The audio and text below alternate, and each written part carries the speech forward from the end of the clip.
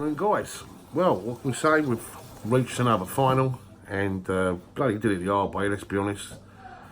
It looked really comfortable, didn't it? First half, Ruben Loftus-Cheek putting us 1-0 up. But the second half, I mean, it was chalk and cheese, wasn't it? I mean, we were just couldn't thread a pass together, and all the intensity went out the window. And that's my little daughter, by the way, in the background. You might hear the odd squawk. Do you know what I mean? Tucking in a bit of pasta right now, a bit of energy.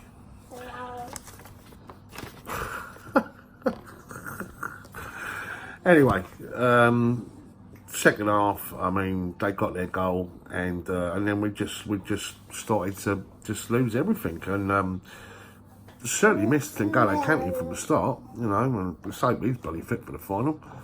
I know it's like 50-50, or that's what they're saying, but we didn't look good at all to treat that second half, and they had two marvellous opportunities where David Luiz hooked one off the line, and Zabacosta as well, who came on for a defensive sort of reshape by Maurizio Sarri when Christensen went off. Gary Cahill was getting ready to come on, but he didn't put Cahill on like for like. He went with Azpilicueta, shifting him across into the centre, and brought Zappa on to replace him as a wing back. But obviously the game went into extra time and then penalties. As we know, it's a lottery, and Azpilicueta misses, and we think, guys, we're going to go out, and all that one. And then Kepa, the hero, double save, one straight down the centre where he kept his legs together, and then of course made a really decent save. And then Eden Hazard, could it be his last kick ever for Chelsea at Stamford Bridge? Well, we don't know, but if it was, what a significant one it was, as he put the ball in the back of the net, and massive celebrations, Q one step beyond. So, you know, as I say, we reach our 6th European final, and of course we play Arsenal, who demolished, has to be said, Valencia. Their forwards certainly looking very good. We know defensively they're a bit of a nightmare. Let's hope they play as a 4 when they play against us, because when they play as a 3, they do tend to be a lot more solid. You know, and we owe them one big time, like, you know. Right, I want to change the mood slightly, because I want to talk about all this lack of tickets from UEFA. You have to say they are an absolute nightmare, UEFA. They've got no thought process for football supporters.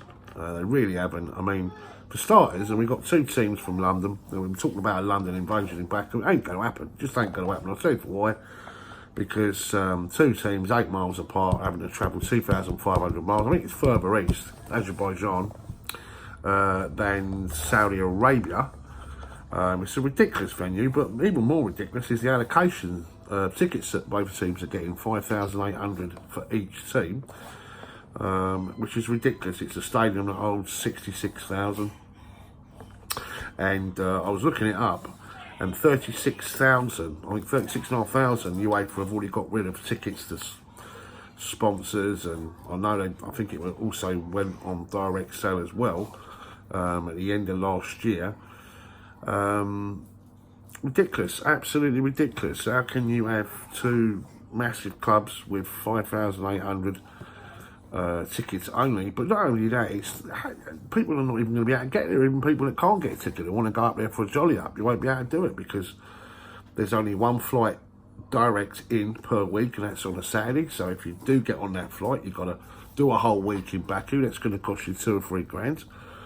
Or get on a chartered flight, which Thomas Cook are doing, without a ticket. That's £979. It's a joke. Then you've got the whole visa thing. We haven't waived that yet.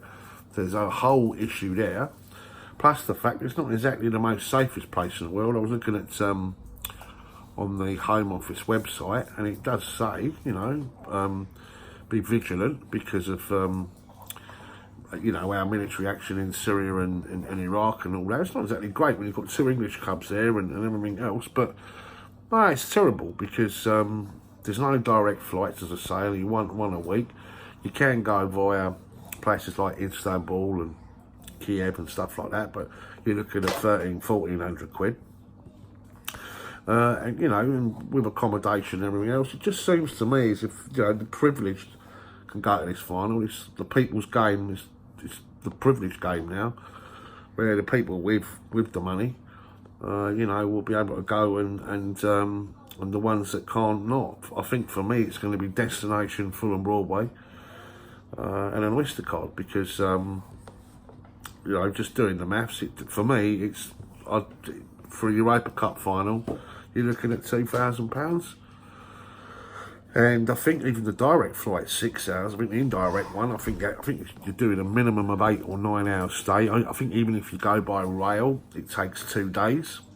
And you're looking at 12 changes. It's not safe, you know, on that network, or, you know, it's quite, you know, I guess you're going through some really sort of scary countries. I don't know what you would do by rail. Would you go through Iran? I'm not sure, you know. But it's a really, really bad move, this. I mean, I'd like our FA to say something. Why don't they just switch it to Wembley? I mean, if you've got 80, 90,000 real supporters that can go to the game and watch the game. And what about all the people?